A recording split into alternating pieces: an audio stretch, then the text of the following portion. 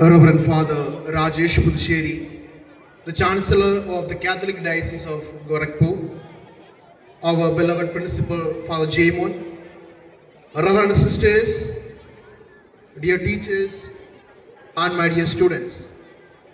A very good morning to all of you.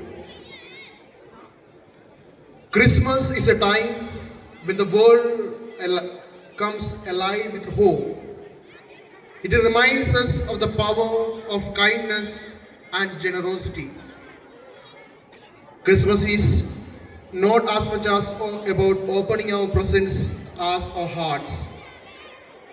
Today, we have come together not just to celebrate but to reflect the essence of this beautiful season: love, joy, and togetherness.